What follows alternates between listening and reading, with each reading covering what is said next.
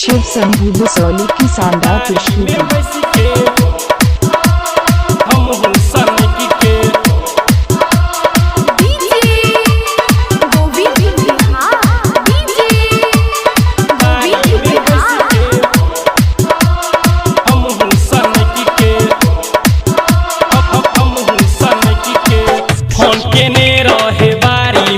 भेटेला एलियो छोरी हम सनकी के फोन केने रहे बारी में बैस के भेटेला एलियो छोरी हम सनकी के चुम्मा लहिते बेरा में सुगिया चुम्मा लहिते बेरा में रनिया पापा पिटल को तोहर पटक पटक के।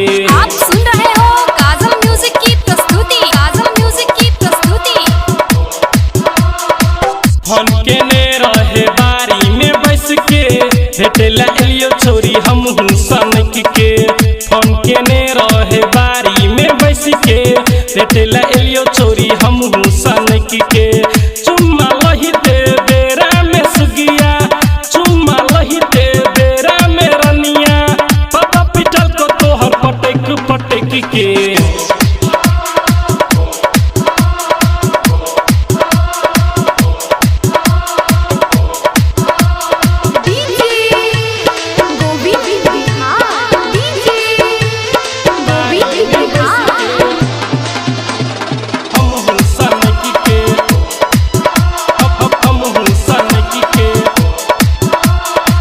हमरे मोबाइल लका मारला स्टाइल गे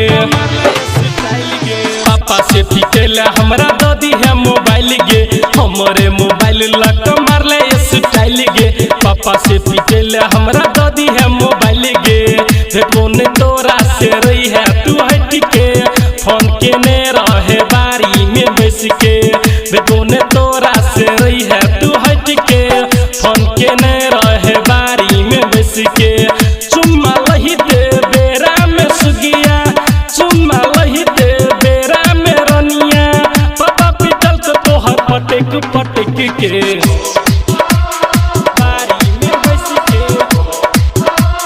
हम सनकी के। आप सुन रहे हो काजल म्यूजिक की प्रस्तुति।